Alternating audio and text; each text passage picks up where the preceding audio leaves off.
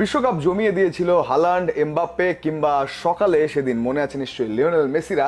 তবে আরও একজনের অপেক্ষায় ছিল গোটা ফুটবল বিশ্ব, তিনি CR7। তিনি কি পারলেন? রেডিও ভূমি এবং আই স্ক্রিনের ফুটবল বিশ্বকাপ নিয়ে নিয়মিত আয়োজন, স্বাগত জানাচ্ছি ডি বক্সে।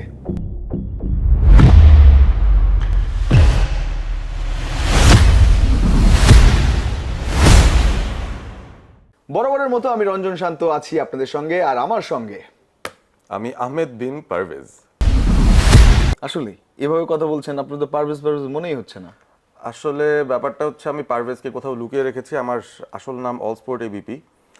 পর্তুগালের ম্যাচ হবে আর আমি ম্যাচে থাকবো না, সেটা হতে পারে না। সুতরাং আমি পারভেজকে লুকিয়ে রেখে নিজে চলে আসলাম পর্তুগালের জার্সি পরে। আচ্ছা, এই কথা, এই কারণে জাদুকর ছিল। তো আপনি শুধুমাত্র এই কাজটা করেননি, আপনি মনে হয় ক্রিশ্চিয়ানোকেও একটু জাদুটনা করেছিলেন। এরকম খেললেন কেন উনি?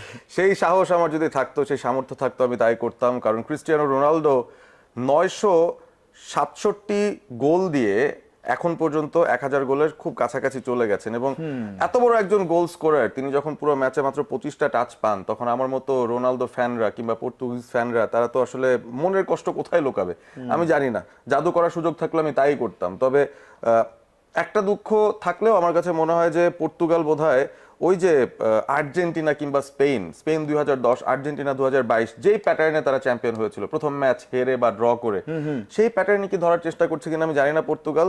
আশা করব পর্তুগাল পরের ম্যাচ থেকে ডেফিনেটলি ভালো করবে। তবে রোনালদো তিনি তো আসলে একজনই, আমার মনে হয় যতই মানুষ ট্রোল করুক তাকে, যতই তাকে দোষারোপ করুক যে পর্তুগালের হারের পেছনে তার একটা বড় অবদান বা ড্র করার পেছনে বড় অবদান, আমার মনে হয় যে এই জায়গাটায় রোনালদো নিজেকে সঠিক প্রমাণ করবেন পরের দুটো ম্যাচেই। একেবারে, আপনারা নিশ্চয়ই দেখেছেন ডিআর কঙ্গোর সঙ্গে ম্যাচ, পর্তুগালের সেই ম্যাচটা নিয়ে এ কারণে এখনো কথা বলতে হচ্ছে কারণ ক্রিশ্চিয়ানো হয়তো কামব্যাক করবেন, তবে ওই ম্যাচটাতে অনেক অনেক পাস কমপ্লিট করা, কারণ আমরা যে মিডফিল্ডার কিংবা যে একাদশ আমরা যদি বলি পর্তুগালে, তারা কিন্তু অনেক বেশি স্ট্রং। তারপরও আমরা পুরো মাঠ জুড়ে খেলতে দেখলেও ফিনিশিং লাইনে যে গোলটা করতে দেখিনি, এবং দু একটা সুযোগ যে পাননি ক্রিশ্চিয়ানো তা না, তবে সেটাও বারের বাইরে দিয়ে তিনি মেরেছেন, এবং ওই জোশটা যেটা CR7 এর মধ্যে সবসময় দেখা যায় সেটা তো মিসিং ছিল। ওভারঅল ডিআর কঙ্গো প্রথমবারের মতো 52 বছর পর ফিরে তারা এই প্রথম বিশ্বকাপে পয়েন্ট পেল, ড্র করলো পর্তুগালের মতো দলের সঙ্গে, এবং দুর্দান্ত একটা গোলও ছিল। উইসা, যতটুকু নাম মনে পড়ছে, তিনি হেডে গোল করেছিলেন, দারুণ। তবে পর্তুগালকে নিয়ে যদি আপনি বলেন বা CR7 কে নিয়ে বলেন, এটা কি ছিল আসলে ঘটনাটা, কেন তারা স্কোর করতে পারলো না একটু? আমার তো মনে হয় পর্তুগাল পণ করে নেমে গিয়েছিল যে তারা শুধু পাসিং করবে, শুধু পাসিং করবে এবং সবচেয়ে সেফ যে অপশন, সেই অপশনটা নিয়ে তারা গোল দিবে। গোল দেওয়ার জন্য আপনার যে সুযোগগুলো তৈরি করা দরকার, সেই সুযোগের সংখ্যাই এত কম ছিল যে পুরো 90 মিনিট 75% বল পায়ে রাখার পরও পর্তুগাল মাত্র 7টা সুযোগ তৈরি করেছে, এবং যার মধ্যে একটা মাত্র অন টার্গেট, যেটা এই ম্যাচেরই 6-7 মিনিটের মধ্যে এসেছিল। হোয়াও নেভেজ, তিনি একজন মিডফিল্ডার এবং দলের খাটো প্লেয়ারদের মধ্যে একজন, সামহাও তিনি পেদ্রো নেটোর বলটায় হেড করে পর্তুগালকে লিড দিয়ে দিয়েছিলেন। এতটা আর্লি লিড তাদের জন্য বোধহয় সমস্যাই হয়ে গেছে, কারণ তারপর কঙ্গো ফুটবলটা খেলা শুরু করেছে, তারা তো গোল দিয়ে ফিরে আসতে চাইবে, এবং সেখানেই প্রথমার্ধের একেবারে শেষ মিনিটে যে, অর্থাৎ শেষ কিকটাতে গিয়ে জানিক উইসা তিনিও একটা হেডারে গোল দিয়ে সমতায় ফেরালেন কঙ্গোকে, এবং দ্বিতীয়ার্ধের পুরো খেলাটার মধ্যেই আসলে ছন্ন ছাড়া একটা পর্তুগালকে দেখলাম। প্রচন্ড রকম পরিবর্তন তারা করেছে, 5-5টা চেঞ্জ করেছে, ক্রিস্টিয়ানোকে পুরো 90 মিনিট খেলিয়েছে। তারপরেও রোনালদো গোল পায়নি, পর্তুগালও আর গোল দিতে পারেনি, এবং উল্টো কঙ্গোর কাছে একটা দুটো গোল খাওয়ার মতো পরিস্থিতিও তৈরি হয়ে গিয়েছিল। সুতরাং টাইটেল কন্টেন্ডার দলগুলোর মধ্যে পর্তুগালের এই পারফরমেন্সটা রবার্টো মার্টিনেজকে যেমন চিন্তিত করবে, পর্তুগালের ফ্যান্সদেরকেও চিন্তিত করবে, কারণ রেজাল্ট দিন শেষে ম্যাটার করে না। হয়তো একটা ড্রই হয়েছে, একটা পয়েন্ট পেয়েছে, সেটা খারাপ নয়, কারণ 3টা দল হলেও কিন্তু পরবর্তী রাউন্ডে যাওয়ার সুযোগ এবারে বিশ্বকাপে আছে। সুতরাং কোনো বড় টিমই আমার মনে হয় না নকআউট পর্বের আগে বাদ পড়ার কোনো সুযোগ তাদের আছে। সুতরাং পারফরমেন্সটা খুব খারাপ ছিল, এটা নিয়ে মনে হয় সবচেয়ে বেশি টেনশনে থাকবেন পর্তুগিজ ফ্যানরা। তো দে উইল কাম ব্যাক, আমরা সেটাই প্রত্যাশা করছি। আর এদিকে প্রথম একে অপরের মুখোমুখি হওয়ার শেষ দ্বিতীয় ম্যাচ খেলা শুরু করেছে, এবং পর্তুগিজদের যে প্রথম গোলটা 6 মিনিটের কথা বলছিলেন নেভেজের, তাই না, সেই গোলটাও বোধহয় বিট করে গেছে 6 মিনিটের কিছুক্ষণ আগেই চেক এর প্লেয়ার সাদিলেক তিনি গোলটা করে ফেলেছেন, সুতরাং সেটাও একটা আলাদা রেকর্ড হয়েছে। আর ওদিকে পর্তুগালের ম্যাচের পরে রাতে কিন্তু জাল কাঁপিয়ে দিয়েছে ক্রোয়াটদের ইংলিশরা, এবং সেই যে এক স্টার বারবার আমরা বলি, সেই এক স্টারের যে ঝলক সেটা আমরা দেখেছি যে সেটা 2 হতেই বা 2 করতেই তারা এবারে এসেছে। হ্যারি কেইন তিনি ডমিনেট করেছেন পুরোপুরি, পেনাল্টি থেকে গোল, হেড থেকে গোল, এরপর আমরা র্যাশফোর্ডকে গোল করতে দেখলাম, তাই না? দুর্দান্ত খেলেছে ইংল্যান্ড, এবং থমাস টুকেল বোধহয় বেশ হ্যাপি একজন কোচ। থমাস টুকেল হ্যাপি হবেনই, এবং আমার মনে হয় যে তিনি বেস্টটা আসলে রেখে দিয়েছেন মূল পর্বের জন্য। এই ম্যাচের আগ পর্যন্ত ইংল্যান্ড কেমন খেলবে, কি ধরনের তাদের স্ট্র্যাটেজি হবে সেটা নিয়ে কারোরই কোনো ধারণা ছিল না সেরকম। এবং টুকেল যেই স্কোয়াডটাও নিয়ে এসেছিলেন বিশ্বকাপে, সেখানেও আমরা দেখছিলাম যে অনেক খেলোয়াড়দের তিনি বাদ দিয়ে এনেছেন, যেটা নিয়ে অনেক প্রশ্ন এসেছিল। সিনিয়র অনেক প্লেয়ার বাদ পড়েছেন, তবে এই যে ইয়াং ব্লাড, এই যে স্পিডি উইঙ্গার্স, তাদেরকে দিয়েই যে কি কাজ করানো যায় সেটা কিন্তু থমাস টুকেল দেখিয়েছেন। এবং প্রথমার্ধে যখন 2-2 গোলেও ড্র ছিল, তখনও কিন্তু আমরা সবাই খুব এন্টারটেইন হচ্ছিলাম, কারণ দারুণ একটা ম্যাচ আমরা দেখছিলাম, কম্পিটিটিভ। ক্রোয়েশিয়া 2টো গোল দিল, ইংল্যান্ড 2টো গোল দিল, 2টো গোলই আসলে হ্যারি কেনের পা থেকে। আবার প্রথমবার কিন্তু পেনাল্টি তিনি করে মিসও করেছিলেন, কারণ লিভাকোভিচ যিনি ক্রোয়েশিয়ার কিপার ঠেকে ফেলেছিলেন কিন্তু পেনাল্টিটা। তবে ওই যে গোল লাইনটা, সেই লাইন থেকে তার 2 পা সামনে বেরিয়ে গিয়েছিল দেখে আবারও পেনাল্টিটা নিতে হয়, এবং সেখান থেকে কিন্তু হ্যারি কেন আর মিস করেননি। সো লাখ খানিকটা ক্রোয়েশিয়ার বিরুদ্ধেও গিয়েছে বলবো। লিভাকোভিচের প্রথম স্টপটা হয়ে গেলে ব্যাপারটা অন্যরকম হতে পারতো, তবে দ্বিতীয় অর্ধের শুরু থেকে ইংল্যান্ডকে অন্যরূপে আমরা দেখেছি।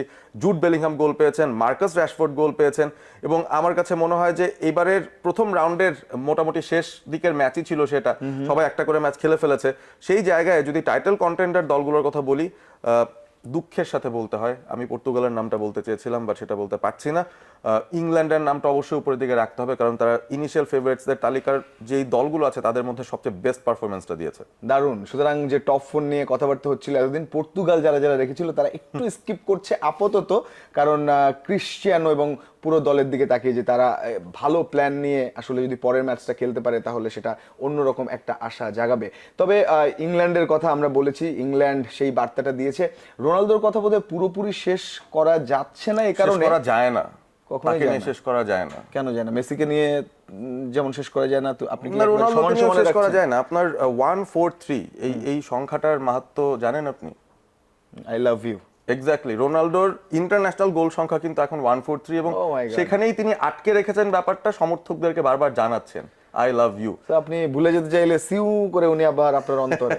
তো বিষয়টা হচ্ছে, কিন্তু একটা কষ্টের ব্যাপার বলাই যায় যে রোনালদো যখন ম্যাচ শেষ করে তিনি যাচ্ছিলেন, আসলে ওই ডিয়ার কঙ্গো ফ্যানরা বিশেষ করে তারা মেসি মেসি ধ্বনিতে উল্লাস করছিলেন। তো এটা তো স্বাভাবিকভাবেই আসলে এক ধরনের মেন্টাল প্রেশার যদি আপনি দেখেন সেটা থাকেই, এবং কম্প্যারিজনে যে যাওয়াটা, হ্যাটট্রিক করে শুরু করা লিও, সেখানে CR7 এরকম, আসলে বিষয়টা কতটা ফেয়ার? বেশ কঠিন হওয়ার কথা রোনালদোর জন্য, কারণ তিনি ডানে তাকিয়ে দেখছেন হালান্ড 2টো গোল দিয়েছেন, বায়ে তাকিয়ে দেখছেন এমবাপে 2টো গোল দিয়ে ফেলেছেন। ইভেন খুচরা কিছু খেলোয়াড়রা, ইউএস এর স্ট্রাইকার বালুগুন, তিনিও 2টা গোল দিয়ে বসে আছেন। মেসি তো হ্যাটট্রিক করে সবার উপরেই চলে গেলেন। তো এই অবস্থা দেখে তিনি যখন নিজে টোটাল 2টো শট নিয়েছেন, তাও 2টো বাইরে, নিজের উপর একটা চাপ তো আলাদা করে আসবেই তার উপর। এবং আমরা সবাই জানি যে 41 বছর বয়সে এটাই হবে তার শেষ বিশ্বকাপ। এইটাকে তিনি আসলে এভাবে ছেড়ে দিতে চাইছেন না কোনোভাবে। ভালো একটা পারফরমেন্স তিনি তার ফ্যানদের জন্য দিতে চান, এবং সবচেয়ে বড় কথা পর্তুগালকে জেতাতে না পারলে আসলে সেই আক্ষেপটা তিনি আসলে কোনোদিন ভুলতেই পারবেন না।